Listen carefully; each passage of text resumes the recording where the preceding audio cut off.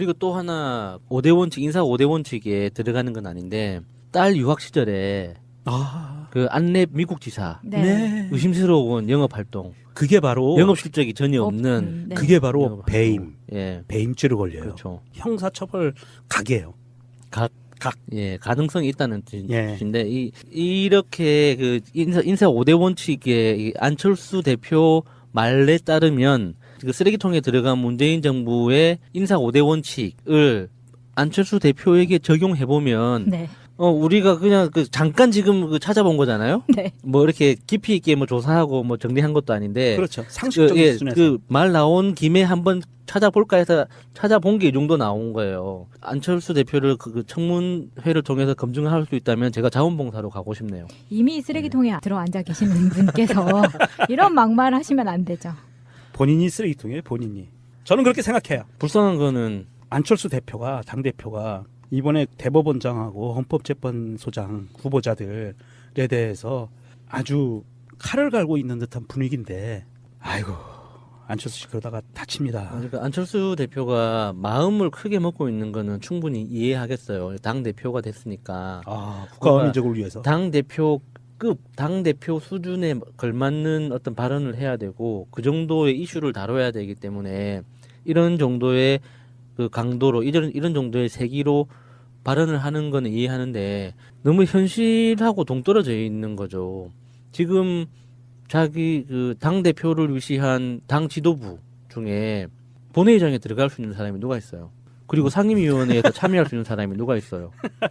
그리고 법안 하나를 제대로 발의해서 드라이브를 걸 수 있는 사람이 누가 있을까요?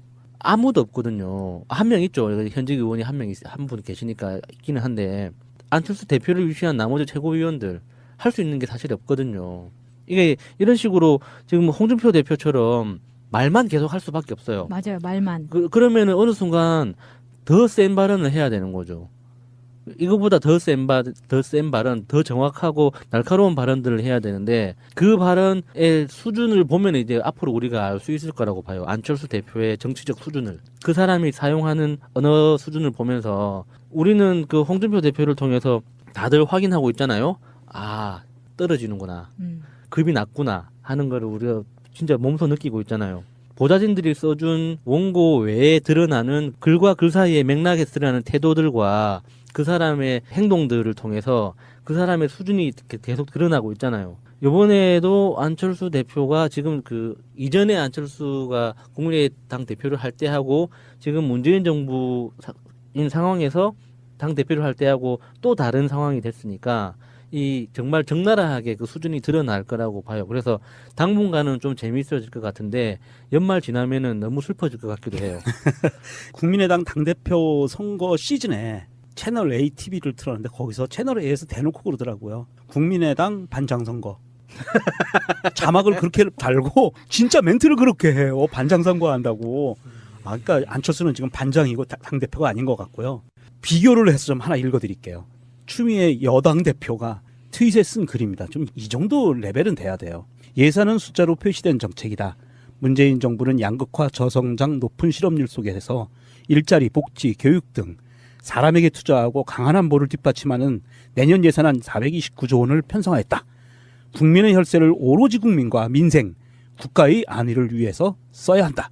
이 정도는 돼야 당대표 아닌가요? 역시 급이 다른 우리 아름답고 강한 추미애 대표. 예산안 이야기가 나와서 잠깐만 덧붙이면요. 내년 예산의 특징이 일자리, 복지 두 가지만 해도 예산안 전체 예산의 절반 정도 차지합니다. 그리고 이명박 박근혜 정권에서 가장 공을 들였던 그 SOC 사업 있잖아요. 그 건설 보건. 예. 그게 20% 이상 대폭 축소됐어요. 더 줄여야 되네. 예. 그것만 해도 그러니까 우리나라 역대 정부에서 국토교통부가 스스로 그런 예산을 줄이는 건 처음 있는 일이에요. 그렇죠. 예. 예. 그래서 저는 그 기사 보고 깜짝 놀랐거든요. 그리고 국토부가 SOC 건설하는 과정에서 민자 사업을 하지 않겠다고. 그래서 국민연금이나 의료보험공단이나 이런 그 대규모 예산을 그 합작 투자 방식으로 해서 공공이 공공을 투자해서 국민한테 다시 이익을 돌려주는 방식으로 사업을 하겠다고. 이 아이디어는 정말 수십 년 동안 시민사회에서 주장했던 거거든요. 왜 민자 사업을 하냐. 돈 많은 기관들이 얼마나 많은데 그렇죠. 그 기관으로 도로를 지으면 국민들의 돈으로 국민들한테 이익을 돌려주는 방식이고 그 이익을 다시 국민이 가져갈 수가 그렇죠. 있는데 예. 왜 안 하냐고 막 했었는데 국토부가 스스로 그렇게 공언한 걸 보고 정말 깜짝 놀랐습니다. 그러니까 다르구나. 그 이전까지는 국토교통부가 아니라 국토개발부였잖아요. 그런데 이제 진정으로 국토교통부로 돌아와서 대한민국이 갖고 있는 자산의 효율적인 분배, 예. 효율적인 사용 이것을 위해서 애쓰는 모습을 사실은 볼 수가 있어요. 눈으로 보이기 때문에 뭐 당대표와 반장의 차이가 이 정도로 심각하게 발언의 차이가 나는지 참 예. 오늘 현격히 느끼게 그 되네요. 예산에 대해서 또 안철수 대표의 발언을 한번 기다려 보겠습니다. 국민의당 안철수 대표 이제 대표가 됐습니다. 대표가 안보 영역에선 무능도 죄라면서 한 치 앞도 못 보는 정부 여당의 안보 무능이 두렵다라며 문재인 정부를 강하게 비판했습니다. 뭐 야당에서 이런 정도로 이야기는 해야 되는 거 아니에요? 그래 아니, 야당이지. 물론 그렇지만 이 예. 정부의 무능에 대해서 좀 더 디테일하게 들어가 보자면 첫째, 지난 26일 북한이 탄도미사일을 발사했지만 정부는 방사탄이라고 우기다가 결국 인정을 했다. 둘째, 저강도 도발이라면서 대화 국면으로 전환 가능성을 운운하다가 결국 중거리 미사일 국면에 직면했다. 셋째, 여당도 덩달아 김정은 북한 노동당 위원장을 향해 신세대 평화론을 주창했으니 그 안이함이 놀랍다. 이거 지금 팩트인가요? 방사포라고 발표가 있기는 있었어요. 이 방사포를 이 사람 방사탄이라고 그러는데 초등스러운 생각을 어디까지 하는지 모르겠어요. 방사포가 포가 아니에요. 방사포가 미사일이에요. 그게 좀 설명을 해주세요. 방사포가 뭘 말하는 건지. 방사포가 뭐냐 하면 그 사거리를 연장시킨 뭐라고 하죠? 우리 차 뒤에다가 네모난 박스 싣고 다니면 구멍 뽕 송송송송 뚫려 있는 애 쏘는 거 있잖아요. 지대지 미사일 종류인데 그 사거리를 획기적으로 연장시킨 방사포거든요. 그러니까 미사일이에요. 미사일 포가 아니고. 그러니까 이 미사일의 궤적이 우리 미사일은 이렇게 포물선을 그리면서 날아가잖아요. 예. 그럼 포물선을 그리면서 나가려는데 이게 단거리 미사일인지 중거리 미사일인지 방사포인지 헷갈릴 때가 많거든요. 아, 그러니까 일단 고도로 치면은 저고도 미사일 종류. 그렇죠. 그런 종류로 네. 해서 가까운 거리를 타격할 네. 수 있는 미사일 종류인데 탄은 아닙니다. 네. 방사포라고 해서 이거 공식 명칭은 방사포고 이것도 미사일 종류의 하나였고요. 북한이 무엇을 했다고 해서 바로 100% 확인 가능한 게 아니에요. 워낙 갖고 있는 미사일 종류도 많고요. 그럴 수 있어요. 이런 거는. 이건 뭐 우기다 결국 인정했다. 이건 좀 문제가 좀 심각하고요. 둘째, 저강도 도발이라면서 대화 국면으로 전환 가능성 운운하다가 결국 중거리 미사일 국면에 직면했다. 뭐 셋째, 여당도 등등등. 아니 그러면 고강도 도발이라고 바로 칠까요? 아니 안철수 생각은 초등학교 다니면서 옆에 짝꿍이 금 넘어온다고 바로 손모가지 잘라버릴까요? 아우 아프겠다. 아니 도대체 뭔 생각? 아니 그러면 김정은이 보고 너 이 새끼 도발했으니까 너 죽을래? 그리고 참수작전 진행할까요? 다 죽자는 얘기인데 얘 도대체 안보에 대해서는 진짜 초딩생만도 못한 안보관을 갖고 있고요. 저는 이 기사를 보면서 처음 워딩은 적절하다고 봐요. 야당 대표로서 이 실질적으로 제1야당이잖아요. 지금 자유한국당이 야당 역할을 제대로 못하고 있기 때문에 저희 지금 내부 분란 때문에 어떤 정치적인 역할을 못하고 있잖아요. 그래서 뭔가 좀 정신 차리고 뭐 정치답게 좀 정치인 것처럼 하는 그나마 국민의당 당대표로서 요 정도 워딩으로 정부를 비판하는 거는 타당하다고 봐요. 네. 근데 문제는 이렇게 비난할 거면 대안이 있어야죠. 이거를 하자 저걸 하자 이래라 저래라 어떤 시키는 게 있어야 될 거 아니에요. 정부 쪽에. 근데 비난만 하고 끝내는 거면 누구든 다 하죠. 아니, 특히 이게 북한 이슈처럼 복잡한 거 이런 거일수록 예를 들어서 뭐 김대중 대통령의 유지를 잊지 말아라라든가 안 그러면은 뭐 좀 더 강경하게 어떤 뭐 우리의 뭐 주체성을 좀 리더십을 보여라라든가 하는 뭐 좀 정치적인 그냥 표현 한 문장이라도 뭐 이래라 저래라 하는 게 있어야죠. 당 대표면. 근데 궁금증을 안고 끝까지 읽어봐도 그런 건 하나도 없어요. 계속 욕만 해. 중간에 한 문장이 있어요. 볼게요. 북한이 미사일을 발사하는데도 대화만 얘기하면 잘못된 시그널을 줄 수 있다. 대화하지 말라는 얘기고요. 같은 한국말 하는데 뭘? 그리고 더 기가 막히는 얘기를 해요. 그 다음 문장은요. 우리나라가 아니라 북한한테 보내는 메시지예요. 통미봉남의 미몽에서 벗어나. 통미봉남은 뭐냐면 미국과 직접 통하고 남한을 봉쇄시킨다라는 북한의 전략이에요. 이게 통미봉남 전략이라고 하는데 통미봉남의 미몽에서 벗어난 남북관계를 복원해야 세계와 통할 수 있다는 분명한 시그널을 보낼 때라고 말했어요. 이게 뭔 소리 하는 거예요? 좋은 말인 것 같아서 갖다 붙인 것 같은 느낌. 그러니까 아니 예. 대화만 하면 안 돼. 이럴 때일수록 대화하지 마. 그러고 북한 보고는 이럴 때일수록 대화해. 이런 얘기하는 거거든요. 극중주의네. 난 이 사람 이해를 못 하겠어. 아니 초등학생도 이렇게 얘기는 안 해요. 괜히 말만 어렵게 하고 통미봉남의 미몽에서 벗어나 뭐. 이런 거네요. 제가 마차님한테 우리 친하게 지내요 그러면은 마차님이 나한테 이제 그럼 악수합시다 그러면 안 해. 이런 거네. 아 우리 찰스 어떻게? 나는 이 사람 정말 이 정신 세계를 이해하기 힘들고 그러면 이런 정신 세계를 이해하기 힘든 사람을 당 대표로 뽑아낸 정당이 정상적으로 돌아갈 것인가? 저는 참 이게 의문스러운 게 과연 이 사람들이 어떤 여와 야가 부딪히는 쟁점 사항들이 나왔을 때 가운데서 어떤 그 좀 완충지대 역할을 할 수 있는 존재들인가? 아닌 것 같아요. 그렇지 않습니다. 예, 그렇지 제가 않은 것 적진에 같아요. 가장 먼저 들어가겠습니다. 나올 때는 가장 나중에 나오겠습니다. 모두를 구하실 겁니다. 먼저 나오는 게 아니고요. 걱정하지 마십시오. 원래 그 사람은 잘 나가요. 그리고 그 인사 문제에 대해서도 인사 난맥상이 도를 넘었다고 이야기를 했는데 사실 이 시기를 4년 전으로만 돌이켜 보면 박근혜 정권 하에서 장관, 총리 이런 그 여러 인사들을 이 후보로 지명되고 인사청문회를 할 때마다 보는 사람이 부끄러웠잖아요. 어떻게 저런 사람을 특히 대표적으로 조윤선 장관 같은 경우는 써먹고 또 써먹고 우려먹고 빨아먹고 돌려먹고 하면서 왜 도대체 사람이 저거밖에 없나라고 이렇게 할 정도로 정말 난맥상이라는 말이 부족하고 그냥 처참한 수준이었잖아요. 조윤선은 아마 다 달았을 거예요. 근데 써먹어서. 난맥상이라고 하는 것도 야당 대표로서 충분히 뭐 써먹을 수 있는 그 표현 수준이라고 생각해요. 이렇게 매끄럽지 않다고 지금 상황 자체가 매끄럽지 않으니까 똑바로 해 하는 그런 취지로서 할 수는 있는데 이게 자기 스스로를 생각해도 부끄럽지 않나 하는 생각을 안 할 수가 없는 거죠. 지금 구치소에 있는 이준서 씨, 이유미 씨 그리고 얼마 전에 혐의를 벗은 이용주 의원 얼마 전에 혐의를 벗었잖아요. 네. 그것도 억지로 때 벗겨내듯이 빡빡 밀어서 막 억지로 벗겨준 것 같은데 네.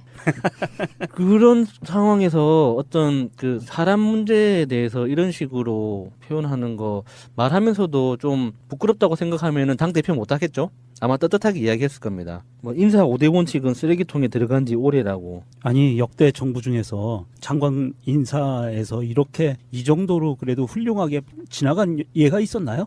뭐 일단 인사 5대 원칙에 입각해서 안철수를 먼저 한번 털어보고 싶네요. 장관이라도 할 수 있을지. 그 사람 못해요 장관. 그러니까. 아예 할 수가 누가 없죠. 써먹을 수도 없어요. 인사 5대 원칙 뭐죠? 한번 비교해보고 싶네요. 그 사람은요 선출직밖에 나갈 수가 없어요. 임명직엔 갈 수가 없어. 왜냐하면 겹겹이 걸리거든. 일단 20대 때부터 부모님의 집에서 살면서 전세 살았다고 뻥쳤고요. 그러니까 그게 다 되는 게 위장 전입, 부동산 투기, 탈세, 병역 비리, 논문 표절. 병역 비리는 확실히 걸리네요. 저기 예비군 훈련 한 번도 안 갔잖아요. 예, 예비군 훈련 안 갔죠. 예비군 훈련 한 번도 안 가서 이게 인터넷에서 난리 났었거든요. 예, 그 예비군법 위반이에요. 그것도 예. 실형 사항이에요. 근데 왜 실형을 안 살아요? 그거 봐준 거죠. 그러니까 이게 병역 비리라는 게 뭐냐면 자기가 갖고 있는 돈과 권력을 이용해서 내지는 부모님의 돈과 권력을 이용해서 내가 병역에 관계된 거를 피하는 거거든요. 예비군도 포함돼요. 우리나라는 예비군법 위반이에요. 예. 예, 그것도 또 부인이 관련돼 있잖아. 저는 예비군 1년 더 많이 했어요. 동사무소 직원이 멍청하게 내가 그 한번 참가했던 훈련을 까먹고 기재를 안 해가지고 손해배상 청구해야 되는데. 그래서 그냥 악수하고 그냥 한 번 더 가죠 뭐 하고 갔어요. 그때 나 바본가? 너무 착해. 안철수가 예비군을 불참할 때 그때 그 진단서 끊어준 게 부인이에요. 아 진짜요? 네. 부인이 있는 병원에서 끊어줬어요. 진단서. 그러니까 부인을 그렇게 사랑하지. 여기 갈 때마다 직장 옮길 때마다 데리고 다니고. 선생연분이네. 아 정말 사랑하는 게 이유가 다 있는 그 거예요. 다음에 안철수 씨가 무슨 석자 교수 이렇게 있었잖아요. 예. 그 사람 논문 몇 번 쓴 줄 아세요? 0번? 아이 설마. 설마. 2번인가 썼대요 논문을. 근데 2번 쓴 것도 문제지만 논문 뭐 검열 당하면 또 우수수하게 나오는 거 아닌가? 우수수 나오기도 하고 네. 그다음에 교수가 되기에는 너무 적은 그렇죠. 논문이에요. 사실 교수는 논문으로 얘기하는 건데 그럼요. 수업 내용과 논문으로 얘기하는 그렇죠. 거잖아요. 자기의 학업적인 성취도를 논문으로 예. 표현하는 게 예. 학사, 석사, 박사 예. 이렇게 가거든요. 그러면서 교수들도 의무적으로 논문을 써야 되고 하는데 논문도 안 썼죠. 와, 병역 비리, 부동산 투기 문제, 그 세금 탈루, 안랩 BW, 신주인수권부 사채, 신주인수권부 사채 발행을 헐값으로 해가지고 그때 했죠. 예. 예, 그 자기가 소액으로 지금 많은 더 큰 지분을 가지게 됐는데 그게 그 이재용 때하고 예. 비슷해요. 이재용 맞물려요. 이재용 테크닉 판박이거든요. 네, 맞물려요. 근데 그거에 대해서 지금 정확하게 밝힌 적이 없어요. 네. 예, 그 재산 증식 과정에 대해서 그 당시 안된 매출이 사실 우리나라 공공기관에서 쓰는 그 바이러스 보안 제품들은 99%가 안랩 제품이기 때문에 매출이 폭발하던 시기였거든요. 그래서 현금 조달이 필요 없는 상황에서 그 안철수한테 그 신주 인수권부 사채를 발행하면서 증자를 하고 하는 이렇게 복잡한 과정을 통해서 그 안철수의 이제 지분율이 늘어난 그 예. 정황이 있는데 이걸 또 이렇게 한번 털면 크게 나올 겁니다. 우수수 나오겠네요. 예. 네, 또 있어요. 2012년 대선 전에 주식 뻥튀기 사건이라고 있어요. 이게 주가 조작인지 아닌지는 법적인 잣대를 들이대 봐야 되는데 이 안철수가 대선 주자급으로 움직일 때요. 안랩 주식이 폭등을 하고 그리고 대선 주자를 그만두는 시기에 폭락을 해서 원 위치가 돼버려요. 예. 이번에도 그랬죠. 이번 5월 대선에도 5월 대선 전에 2월인가 3월 달부터 5만 원짜리가 16만 원인가 18만 원까지 네. 치솟았다가 다시 지금은 5만 원 이하죠. 떨어졌어요. 안랩 주가가. 그 사이에서 누군가 차익 실현을 아주 알뜰하게 많이 했을 거다. 한 사람이 있겠죠. 있죠. 예, 예. 그래서 차익 실현을 많이 했다는 것은 3배까지 했다는 거는 이건 굉장한 거고 이거는 법적인 잣대를 잘 들이대면 이게 안철수 씨가 했다는 말이 아니에요. 안철수 씨나 그 측근이나 아니면 관련된 사람이나 누군가들이 분명히 아마 차익 실현을 많이 했을 거다. 그러네요. 지금 안랩을 검색을 해보면요. 지난 대선 때 네. 하고 이번 대선 때 그때 거의 한 16만 원까지 올라가요. 예, 피크를 쳐요. 예. 그 후보일 때. 그리고 지난 대선 2012년 때도요. 후보 사퇴하기 직전까지 피크를 쳐요. 그러다가 쭉 빠집니다. 이번에도 그랬고 똑같은 패턴이 나타나요. 물론 그렇지만 이 네. 정부의 무능에 대해서 좀 더 디테일하게 들어가 보자면 첫째, 지난 26일 북한이 탄도미사일을 발사했지만 정부는 방사탄이라고 우기다가 결국 인정을 했다. 둘째, 저강도 도발이라면서 대화 국면으로 전환 가능성을 운운하다가 결국 중거리 미사일 국면에 직면했다. 셋째, 여당도 덩달아 김정은 북한 노동당 위원장을 향해 신세대 평화론을 주창했으니 그 안이함이 놀랍다. 이거 지금 팩트인가요? 방사포라고 발표가 있기는 있었어요. 이 방사포를 이 사람 방사탄이라고 그러는데 초등스러운 생각을 어디까지 하는지 모르겠어요. 방사포가 포가 아니에요. 방사포가 미사일이에요. 그게 좀 설명을 해주세요. 방사포가 뭘 말하는 건지. 방사포가 뭐냐 하면 그 사거리를 연장시킨 뭐라고 하죠? 우리 차 뒤에다가 네모난 박스 싣고 다니면 구멍 뽕 송송송송 뚫려 있는 애 쏘는 거 있잖아요.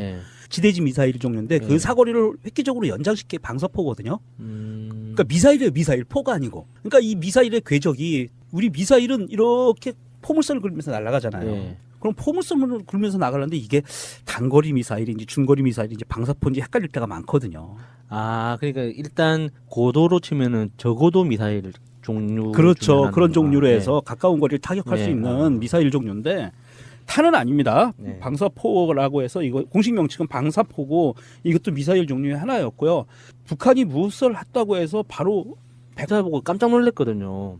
그리고 국토부가 SOC 건설하는 과정에서 민자 사업을 하지 않겠다고. 그래서 국민연금이나 의료보험공단이나 이런 그 대규모 예산을 그 합작 투자 방식으로 해서 공공이 공공을 투자해서 국민한테 다시 이익을 돌려주는 방식으로 사업을 하겠다고. 이 아이디어는 정말 수십 년 동안 시민사회에서 주장했던 거거든요. 왜 민자 사업을 하냐. 돈 많은 기관들이 얼마나 많은데 그렇죠. 그 기관으로 도로를 지으면 국민들의 돈으로 국민들한테 이익을 돌려주는 방식이고 그 이익을 다시 국민이 가져갈 수 그렇죠. 있는데 예. 왜 안 하냐고 막 했었는데 국토부가 스스로 그렇게 공언한 걸 보고 정말 깜짝 놀랐습니다. 그러니까 다르구나. 그 이전까지는 국토교통부가 아니라 국토개발부였잖아요. 그런데 이제 진정으로 국토교통부로 돌아와서 대한민국이 갖고 있는 자산의 효율적인 분배, 예. 효율적인 사용 이것을 위해서 애쓰는 모습을 사실은 볼 수가 있어요. 눈으로 보이기 때문에 뭐 당대표와 반장의 차이가 이 정도로 심각하게 발언의 차이가 나는지 참 네. 오늘 현격히 느끼게 그 되네요. 예산에 대해서 또 안철수 대표의 발언을 한번 기다려 보겠습니다. 국민의당 안철수 대표 이제 대표가 됐습니다. 대표가 안보 영역에선 무능도 죄라면서 한 치 앞도 못 보는 정부 여당의 안보 무능이 두렵다라며 문재인 정부를 강하게 비판했습니다. 뭐 야당에서 이런 정도로 이야기는 해야 되는 거 아니에요? 그래 야당이지. 그 강도로 이런 정도의 세기로 발언을 하는 건 이해하는데 너무 현실하고 동떨어져 있는 거죠. 지금 자기 그 당 대표를 위시한 당 지도부 중에 본회의장에 들어갈 수 있는 사람이 누가 있어요? 그리고 상임위원회에서 참여할 수 있는 사람이 누가 있어요? 그리고 법안 하나를 제대로 발의해서 드라이브를 걸 수 있는 사람이 누가 있을까요? 아무도 없거든요. 한 명 있죠. 현직 의원이 한 분 계시니까 있기는 한데 안철수 대표를 위시한 나머지 최고위원들 할 수 있는 게 사실 없거든요. 이게 이런 식으로 지금 홍준표 대표처럼 말만 계속 할 수밖에 없어요. 맞아요. 말만. 그러면은 어느 순간 더 센 발언을 해야 되는 거죠. 이거보다 더 센 발언, 더 정확하고 날카로운 발언들을 해야 되는데 그 발언의 수준을 보면 이제 앞으로 우리가 알 수 있을 거라고 봐요. 안철수 대표의 정치적 수준을. 그 사람이 사용하는 언어 수준을 보면서 우리는 그 홍준표 대표를 통해서 다들 확인하고 있잖아요. 아, 떨어지는구나. 급이 낮구나 하는 거를 우리가 진짜 몸소 느끼고 있잖아요. 보좌진들이 써준 원고 외에 드러나는 글과 글 사이의 맥락에 드러나는 태도들과 그 사람의 행동들을 통해서 그 사람의 수준이 계속 드러나고 있잖아요. 이번에도 안철수 대표가 지금 그 이전에 안철수가 국민의당 대표를 할 때하고 지금 문재인 정부인 상황에서 당 대표를 할 때하고 또 다른 상황이 됐으니까 이 정말 적나라하게 그 수준이 드러날 거라고 봐요. 그래서 당분간은 좀 재미있어질 것 같은데 연말 지나면은 너무 슬퍼질 것 같기도 해요. 국민의당 당대표 선거 시즌에 채널 A TV를 틀었는데 거기서 채널 A에서 대놓고 그러더라고요. 국민의당 반장 선거. 자막을 그렇게 달고 진짜 멘트를 그렇게 해요. 반장 선거한다고. 그러니까 안철수는 지금 반장이고 당대표가 아닌 것 같고요. 비교를 해서 좀 하나 읽어드릴게요. 추미애 여당 대표가 트윗에 쓴 글입니다. 좀 이 정도 레벨은 돼야 돼요. 예산은 숫자로 표시된 정책이다. 문재인 정부는 양극화, 저성장, 높은 실업률 속에서 일자리, 복지, 교육 등 사람에게 투자하고 강한 안보를 뒷받침하는 내년 예산안 429조 원을 편성하였다. 국민의 혈세를 오로지 국민과 민생, 국가의 안위를 위해서 써야 한다. 이 정도는 돼야 당대표 아닌가요? 역시 급이 다른 우리 아름답고 강한 추미애 대표. 예산안 이야기가 나와서 잠깐만 덧붙이면요. 내년 예산의 특징이 일자리, 복지 두 가지만 해도 예산안 전체 예산의 절반 정도 차지합니다. 그리고 이명박 박근혜 정권에서 가장 공을 들였던 그 SOC 사업 있잖아요. 그 건설 보건. 그게 20% 이상 대폭 축소됐어요. 더 줄여야 되나? 예. 그것만 해도 그러니까 우리나라 역대 정부에서 국토교통부가 스스로 그런 예산을 줄이는 건 처음 있는 일이에요. 그렇죠. 예. 예. 그래서 저는 그리고 또 하나 5대 원칙 인사 5대 원칙에 들어가는 건 아닌데 딸 유학 시절에 그 안랩 미국 지사 네. 의심스러운 영업 활동, 그게 바로 영업 실적이 전혀 없는 네. 그게 바로 영업 배임, 활동. 예, 배임죄로 걸려요. 그렇죠. 형사처벌 각이에요. 예, 가능성이 있다는 예. 뜻인데 이렇게 그 인사 5대 원칙에 이 안철수 대표 말에 따르면 그 쓰레기통에 들어간 문재인 정부의 인사 5대 원칙을 안철수 대표에게 적용해 보면 네. 우리가 그냥 그 잠깐 지금 그 찾아본 거잖아요. 네. 뭐 이렇게 깊이 있게 뭐 조사하고 뭐 정리한 것도 아닌데 그렇죠. 상식적인 수준에서. 그 말 나온 김에 한번 찾아볼까 해서 찾아본 게 이 정도 나온 거예요. 안철수 대표를 그 청문회를 통해서 검증할 수 있다면 제가 자원봉사로 가고 싶네요. 이미 쓰레기통에 들어앉아 계시는 분께서 이런 막말하시면 안 되죠. 본인이 쓰레기통이에요. 본인이. 저는 그렇게 생각해요. 불쌍한 거는 안철수 대표가 당대표가 이번에 대법원장하고 헌법재판소장 후보자들에 대해서 아주 칼을 갈고 있는 듯한 분위기인데 아이고 안철수 씨 그러다가 다칩니다. 그러니까 안철수 대표가 마음을 크게 먹고 있는 거는 충분히 이해하겠어요. 당 대표가 됐으니까 국가와 민족을 위해서. 당 대표 정상급 당 대표 수준에 걸맞는 어떤 발언을 해야 되고 그 정도의 이슈를 다뤄야 되기 때문에 이런 정도의